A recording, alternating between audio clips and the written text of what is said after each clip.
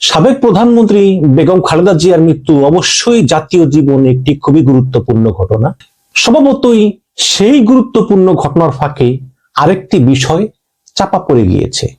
সেটা হচ্ছে যে ভারতে নিযুক্ত বাংলাদেশের হাইকমিশনার রিয়াজ হামিদুল্লাহকে ভারতের রাজধানী দিল্লি থেকে উড়িয়ে এনে পররাষ্ট্র মন্ত্রণালয়ে রুদ্ধদ্বার বৈঠক করেছেন নিরাপত্তা উপদেষ্টা খলিলুর রহমান এবং পররাষ্ট্র উপদেষ্টা তৌহিদ হোসেন, এবং সেই বৈঠকের স্থায়িত্বকাল ছিল ৪৫ মিনিট।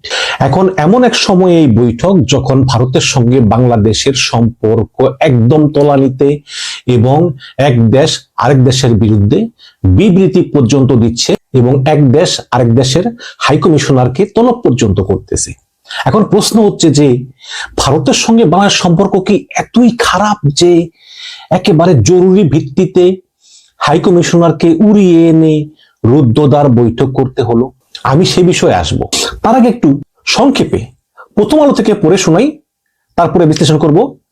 এখানে লিখেছে যে ভারতের সঙ্গে সম্পর্কের সর্বশেষ পরিস্থিতি নিয়ে মঙ্গলবার দিল্লিতে নিযুক্ত বাংলাদেশের হাইকমিশনার এম রিয়াজ হামিদুল্লাহর সঙ্গে আলোচনা করেছেন পররাষ্ট্র উপদেষ্টা মোহাম্মদ তৌহিদ হোসেন এবং জাতীয় নিরাপত্তা উপদেষ্টা খলিলুর রহমান। সকালে পররাষ্ট্র মন্ত্রণালয়ে অনুষ্ঠিত প্রায় ৪৫ মিনিটের ওই আলোচনায় তাদের সঙ্গে এক পর্যায়ে যুক্ত হয়েছেন পররাষ্ট্র সচিব আসাদ আলম সিয়াম। পরে বৈঠক শেষে মন্ত্রণালয় থেকে বের হওয়ার সময় সাংবাদিকদের খলিলুর রহমান বলেন যে আমরা সময় সময়ে আমাদের রাষ্ট্রদূতদের আলোচনার জন্য ডেকে আনি, এটা খুবই স্বাভাবিক প্রক্রিয়া। এটা স্বাভাবিক প্রক্রিয়া না। দিল্লিতে নিযুক্ত বাংলাদেশের হাইকমিশনারকে ফেরত আনা হয়েছে কিনা জানতে চাইলে খলিলুর রহমান বলেন যে আমরা হাইকমিশনার এম রিয়াজ হামিদুল্লাহকে ফেরত আনিনি। প্রসঙ্গত দ্বিপাক্ষিক সম্পর্কের সাম্প্রতিক উত্তেজনাকর পরিস্থিতিতে দিল্লিতে নিযুক্ত বাংলাদেশের হাইকমিশনার এম রিয়াজ হামিদুল্লাহকে জরুরি ভিত্তিতে গত সোমবার দুপুরে ঢাকায় ডেকে পাঠানো হয়। জরুরি ভিত্তিতে সেই বার্তা পেয়ে সোমবার রাতেই ঢাকায় আসেন রিয়াজ হামিদুল্লাহ এবং এরই অংশ হিসাবে তিনি মঙ্গলবার পররাষ্ট্র উপদেষ্টা ও জাতীয় নিরাপত্তা উপদেষ্টার পাশাপাশি পররাষ্ট্র সচিবের সঙ্গে দুই দেশের সম্পর্কের বিষয়ে কথা বলেছেন এবং ভারতের সর্বশেষ পরিস্থিতি নিয়ে দুই উপদেষ্টা তার কাছে নানা বিষয় জানতে চেয়েছেন। প্রায় ২ সপ্তাহ ধরে বাংলাদেশ ও ভারতের সম্পর্কে উত্তেজনা চলছে এবং বাংলাদেশের সংখ্যালঘু পরিস্থিতি নিয়ে বিভ্রান্তিকর তথ্য ছড়াচ্ছে ভারতের বিভিন্ন মহল। এর জের ধরে ভারতে বাংলাদেশের মিশনগুলো ঘিরে হিন্দুত্ববাদী সংগঠনগুলোর বিক্ষোভ চলতেছে। নিরাপত্তা পরিস্থিতি বিবেচনায় নিয়ে দিল্লি, আগরতলা ও মুম্বাই মিশনে ভিসা সেবা বন্ধ করে দেয় বাংলাদেশ। পরে মুম্বাই মিশনের ভিসা সেবা পুনরায় চালু হয়েছে এবং এরই মধ্যে ২৩শে ডিসেম্বর ইতিহাসে প্রথমবারের মতো দুই দেশের হাইকমিশনারদের পাল্টাপাল্টি তলবের ঘটনাও ঘটেছে। এবং এরই মধ্যে শুক্রবার ভারতের পররাষ্ট্র মন্ত্রণালয়ের সাপ্তাহিক ব্রিফিং এ মুখপাত্র রণধীর জয়সওয়াল বলেন যে বাংলাদেশে সংখ্যালঘু পরিস্থিতি নিয়ে ২৯০০ সহিংসতার অভিযোগ তোলেন, যে বাংলাদেশে ২৯০০ হিন্দুর বিরুদ্ধে সহিংসতা হয়েছে। এরপর গত রোববার বাংলাদেশের পররাষ্ট্র মন্ত্রণালয়ের মুখপাত্র এস এম মাহবুবুল আলম তিনি জয়সওয়ালের মন্তব্যকে উদ্দেশ্যপ্রণোদিত বলে আখ্যায়িত করেন এবং একই সঙ্গে পাল্টা হুঁশিয়ারি দিয়ে বলেন যে ভারতের বিভিন্ন মহলকে এই সংখ্যালঘু বিষয়ে বিভ্রান্তিকর বর্ণনা ছড়ানো থেকে বিরত থাকার আহ্বান জানান তিনি। এবং শুধু তাই না, গত ৩ দিন আগে বাংলাদেশ সরকার পাল্টা বিবৃতি দিয়েছে যে ভারতে যেভাবে মুসলমান সংখ্যালঘুদেরকে নির্যাতন করা হচ্ছে তাতে আমরা গভীরভাবে উদ্বিগ্ন এবং এই প্রথমবারের মতো ভারত বাংলাদেশে সংখ্যালঘু নির্যাতন টুকটাক হয়, এটা অস্বীকার করার কিছু নাই, কিন্তু ভারতে দিনের পর দিন এত মুসলমানদের উপর নির্যাতন করা হয় এই বিষয়ে কিন্তু তারা কিচ্ছু বলে না, চুপচাপ।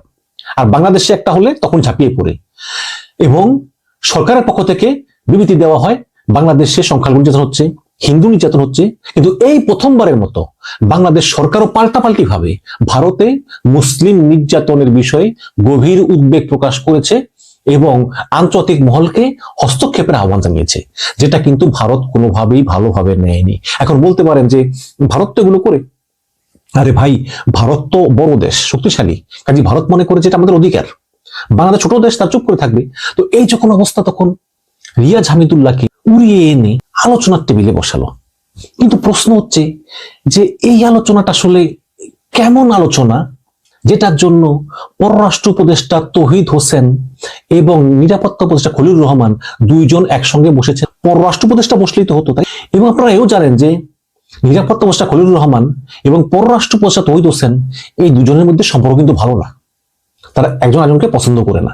কিন্তু এমন কি হলো যে এই দুইজন একসঙ্গে বসে হাইকমিশনার রিয়াজ হামিদুল্লাহর সঙ্গে 45 মিনিট মিটিং করলেন। দেখুন, রিয়াজ হামিদুল্লাহ কিন্তু খুবই একজন পেশাদার হাইকমিশনার। তিনি কিন্তু খুব ভালোভাবে চেষ্টা করতেছেন ভারতের সঙ্গে সম্পর্ক সহজ করার জন্য। তিনি ইউনুসকে বলেছেন আম পাঠাও। তিনি পশ্চিমবঙ্গের মুখ্যমন্ত্রী মমতা বন্দ্যোপাধ্যায়, আসামের মুখ্যমন্ত্রী, ত্রিপুরার মুখ্যমন্ত্রী, মিজোরামের মুখ্যমন্ত্রী, এমনকি উত্তরপ্রদেশের মুখ্যমন্ত্রী, এদের সঙ্গেও তিনি বৈঠক করেছেন, সম্পর্ক উন্নয়নের জন্য আম পাঠিয়েছেন। এমনকি শুধু মুখ্যমন্ত্রীকেই না, তিনি সাংবাদিক সমাজকেও আম পাঠিয়েছেন, একটা ভালো সম্পর্ক রাখার চেষ্টা করতেছেন। সুতরাং রিয়াজ হামিদুল্লাহর বিরুদ্ধে ব্যক্তিগতভাবে ভারতের কোনো অভিযোগ নাই, ভারত তার কর্মকাণ্ডের প্রতি সন্তুষ্ট। কিন্তু ওভারঅল বাংলাদেশ সরকারের সঙ্গে ভারত সরকারের একটা সম্পর্ক খারাপ চলতেছে। এবং এই দীপুচন্দ্র দাসকে যখন ময়মনসিংহে মেরে ফেলা হলো, তারপর থেকে সম্পর্ক একদম আরো তলানিতে গিয়ে ঠেকেছে। কিন্তু এত কিছুর পরেও একটা প্রশ্ন জাগে যে একেবারে রিয়াজ হামিদুল্লাহকে উড়িয়ে এনে কেন এইভাবে একটা গোপন বৈঠক করতে হলো 45 মিনিট, যেখানে বর্তমান সরকারের খুবই গুরুত্বপূর্ণ ব্যক্তি খলিলুর রহমান, যাকে বলা হয় ডিফ্যাক্টো প্রধান উপদেষ্টা, তিনি ছিলেন এবং পররাষ্ট্র উপদেষ্টা তৌহিদ হোসেন ছিলেন। আমরা সন্দেহ করি সেটা হচ্ছে কি, যে হাদির হত্যাকারী, এই হাদির হত্যাকারী ফয়সাল করিম এবং মোহাম্মদ আলমগীর শেখ তারা ভারতে পালিয়ে গিয়েছেন ময়মনসিংহ সীমান্ত দিয়ে, এটা মোটামুটি প্রমাণিত। এবং গত 2 দিন আগে মানে 28শে ডিসেম্বর প্রথমবারের মতো ঢাকা মেট্রোপলিটন পুলিশ তারা বলতেছে যে আসামিরা ভারতে পালিয়ে গিয়েছে, মানে হাদির খুনিরা ভারতে পালিয়ে গিয়েছে এবং 2 জন ভারতে ধরা পড়েছে, 2 জন। এবং তার কিছুক্ষণ পরেই ভারতের মেঘালয় রাজ্য পুলিশ, ওই যে আমাদের বাংলাদেশের সীমান্তবর্তী রাজ্য আছে না মেঘালয়, সেই মেঘালয় পুলিশ বলতেছে যে না, কোনো আসামি ধরা পড়েনি, এটা একদম মিথ্যা কথা, আমরা হাদির হত্যাকারী সন্দেহে কাউকে গ্রেপ্তার করতে পারিনি। এবং এর ঠিক 2 দিন পরে মধ্যরাতে অনুসন্ধানী সাংবাদিক জুলকারনাইন সায়ের সামি, যাকে আমরা জানি যে তিনি অনুসন্ধান করেন এবং তিনি কোনো মিথ্যা তথ্য দেন না, তিনি তার ফেসবুকে লিখেন যে কলকাতার যে অ্যান্টি টেরোরিজম পুলিশ তারা রাতভর অভিযান চালিয়ে হাদির হত্যার সঙ্গে সংশ্লিষ্ট 5 জনকে গ্রেপ্তার করেছে, ইনক্লুডিং জাহাঙ্গীর কবির নানকের পিএস, এবং মূল আসামি ফয়সাল করিম ও আলমগীর শেখ, এই 2 জনকে ধরার জন্য সারাশি অভিযান চলতেছে। এবং ঠিক তারপরেই আবার একই ঘটনা, কলকাতা পুলিশ বলল যে এই ধরনের কোনো ঘটনা ঘটেনি, তারা ওসমান হাদির খুনি কাউকে গ্রেপ্তার করতে পারেনি। কাজেই 2 বার বাংলাদেশের পক্ষ থেকে বলা হলো গ্রেপ্তার করা হয়েছে, একবার করলো বাংলাদেশের পুলিশ, আরেকবার করলো জুলকারনাইন সায়ের সামি, এবং 2 বারই অস্বীকার করা হলো। একবার করা হলো মেঘালয় পুলিশের পক্ষ থেকে, আরেকবার করা হলো কলকাতা পুলিশের পক্ষ থেকে। তাহলে কে সত্য কে মিথ্যা? আমার মনে হয় দর্শক, আমার মনে হয় যে আসলেই হাদির হত্যাকারী যারা, তারা এই মুহূর্তে ভারতের পুলিশের হেফাজতে আছে, কিন্তু তারা স্বীকার করতেছে না, কারণ তারা একটা নেগোসিয়েশন করতে চায় এবং এই নেগোসিয়েশন, এই আলোচনা ফলপ্রসূ না হওয়ার কারণেই তারা অস্বীকার করতেছে। এখন প্রশ্ন হচ্ছে যে কি নেগোসিয়েশন? দেখুন, এই পৃথিবীতে বন্ধু রাষ্ট্র বলে কিছু নাই। একটি রাষ্ট্রের সঙ্গে আরেকটি রাষ্ট্রের সম্পর্কই হয় শত্রুতার ভিত্তিতে স্বার্থ সংশ্লিষ্ট বিষয়ে। কাজে ভারত যদি এই হাদির খুনিদেরকে ফেরত দেয়, তাহলে তারা বাংলাদেশের কাছ থেকেও কিন্তু কিছু চাইবে। পৃথিবীর সব দেশে এরকম বন্দি বিনিময় আছে। যেমন দেখেন না কয়েক মাস আগে যে ভারতীয় 35 জন জেলেকে বাংলাদেশ ছেড়ে দিয়েছে, আবার বাংলাদেশের সমপরিমাণ জেলেকে ভারত ছেড়ে দিয়েছে। আবার ফিলিস্তিন, ইসরায়েল এদেরও বন্দি বিনিময় আছে। যেমন ওই 7 খুনের যে নূর হোসেন, সেই নূর হোসেনকে 13 সালে ভারত ফেরত দিয়েছে এবং বিনিময়ে ভারতের বিচ্ছিন্নতাবাদী নেতা অনুপ চেটিয়াকে বাংলাদেশ ফেরত দিয়েছে। এখন প্রশ্ন হচ্ছে যে হাদির খুনিদেরকে ভারত ফেরত দিবে, কিন্তু বিনিময়ে ভারত কাকে চায়? আমাদের জানা মতে ভারত চায় এইরকম কোন মোস্ট ওয়ান্টেড আসামি তো বাংলাদেশের জেলখানায় নেই। তাহলে ভারতের চাওয়া পাওয়াটা কি? দর্শক, এটাই হচ্ছে মূল রহস্য। ভারত কি এই হাদির খুনিদের বিনিময়ে আওয়ামী লীগকে পুনর্বাসনের সুযোগ চায়? মনে হয় না, এত বড় জিনিস চাইবে না। ভারত কি হাদির খুনিদের বিনিময়ে চায় যে আওয়ামী লীগ নির্বাচনে অংশগ্রহণ করুক? এটাও আমার মনে হয় না। ভারত কি চায় যে আওয়ামী লীগের লোকদের বিরুদ্ধে মামলাগুলো তুলে নেওয়া হোক? এটাও মনে হয় না। আমার মনে হয় যে এই হাদির হত্যাকারীরা তারা ভারতীয় পুলিশের হেফাজতে আছে, কিন্তু নেগোসিয়েশন ফলপ্রসূ না হওয়ার কারণেই ভারত স্বীকার করতেছে না যে আসলে তার গ্রেপ্তার আছে। কিন্তু কিন্তু হাই কমিশনার রিয়াজ হামিদুল্লাহ, পররাষ্ট্র উপদেষ্টা, নিরাপত্তা উপদেষ্টা এবং বাংলাদেশ পুলিশ ঠিকই জানে যে এই আসামিরা আসলে ভারতীয় পুলিশের হাতে আছে। এখন তাহলে ভারত কি চায়? সবই আমার অনুমান, কিন্তু দর্শক, কোনো তথ্য প্রমাণ নেই।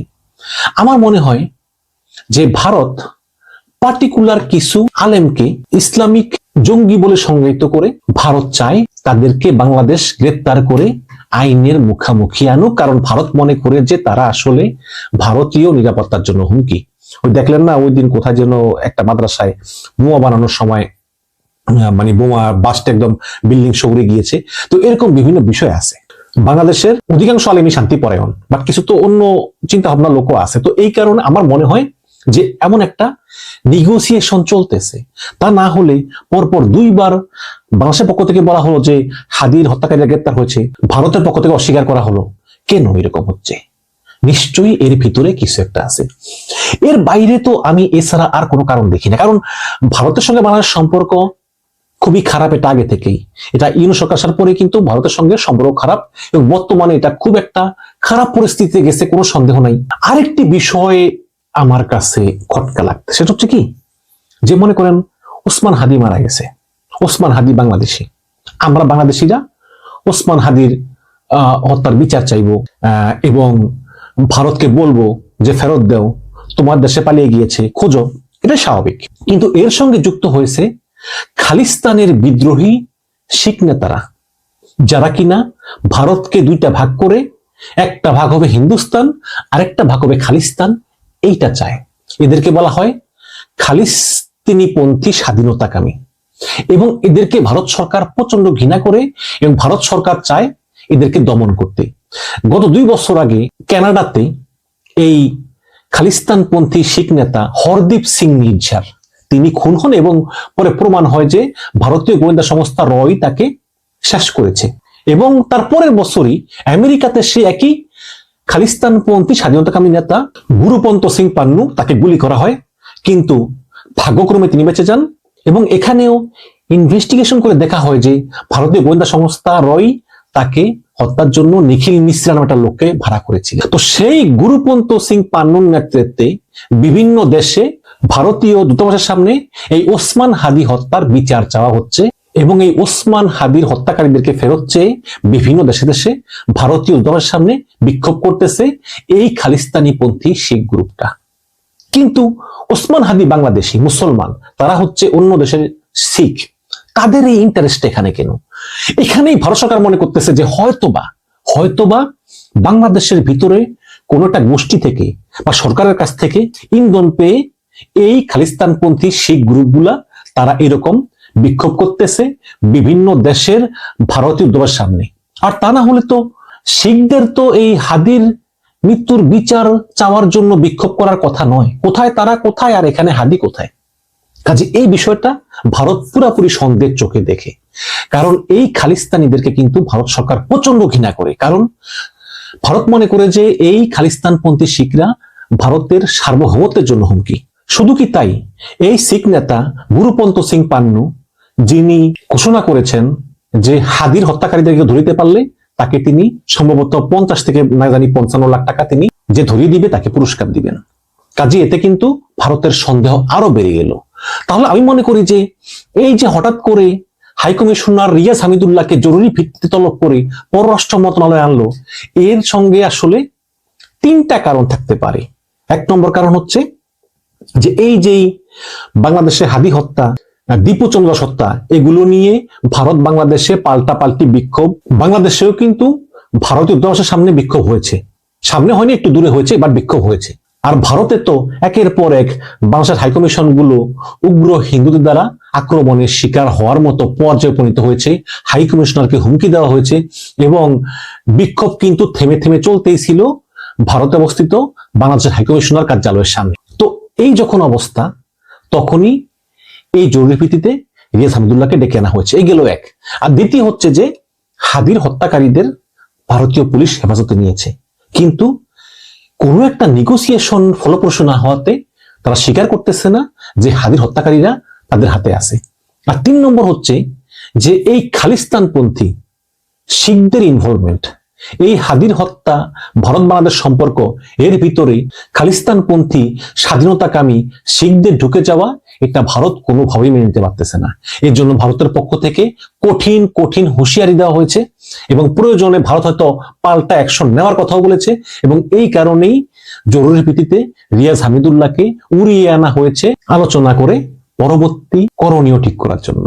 দর্শক, আপনি আমি বাংলাদেশ সম্পর্কে যা জানি, ভারত কিন্তু তার চেয়ে অনেক বেশি জানে, কারণ ভারতের প্রচুর সোর্স, প্রচুর গোয়েন্দা, প্রচুর ইন্টেলিজেন্স এজেন্সি, সবকিছু।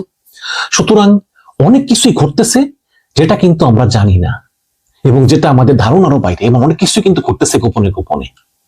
কিন্তু আমরা চোখ কান খোলা রাখবো এবং আমরা আরো দেখব যে আসলে এই ভারত বাংলাদেশ সম্পর্ক আসলে কোন দিকে টার্ন করে, এবং খবর পাওয়ার সঙ্গে সঙ্গে আপনাদেরকে জানিয়ে দিব। আপনারা দর্শক কি ভাবছেন যে আসলে কেন এই রিয়াজ হামিদুল্লাহকে ঢাকা উড়িয়ে আনা হলো এবং 45 মিনিট ধরে রুদ্ধদ্বার বৈঠক করা হলো? অবশ্যই কমেন্টে জানাবেন। দর্শক, আমি বলছিলাম যে ভারতের পররাষ্ট্রমন্ত্রী জয়শঙ্কর তিনি বাংলাদেশে যে আসলেন, এটা শুধুমাত্র বেগম খালেদা জিয়া, সাবেক প্রধানমন্ত্রী, তার প্রতি শ্রদ্ধা নিবেদন, এটাই মূল কথা না। এর পেছনে ওই যে কূটনীতিক লক্ষ্য আছে, উদ্দেশ্য আছে, এবং সেটি কিন্তু করেছেন, এবং এটা স্বাভাবিক, অস্বাভাবিক না। কূটনীতিকদের যেটা হয়, তারা যেখানে যান না কেন তার মধ্যে একটা সম্পর্কের একটা নীতি নিয়ে তারা কাজ করে, সেটা যে কোনো অকেশনে। এটাও কিন্তু তেমনটাই।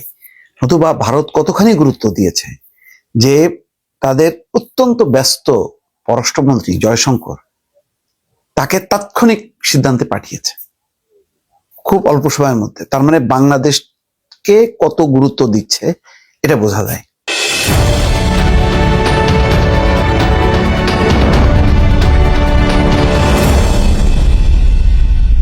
তো দেখেন, তিনি এসছেন, তারেক রহমানের সঙ্গে দেখা করেছেন, শোক বার্তাটা হস্তান্তর করেছেন। একই সঙ্গে আইন উপদেষ্টা আসিফ নজরুল, জাতীয় নিরাপত্তা উপদেষ্টা ডক্টর খলিলুর রহমানের সাথে বৈঠক করেছেন।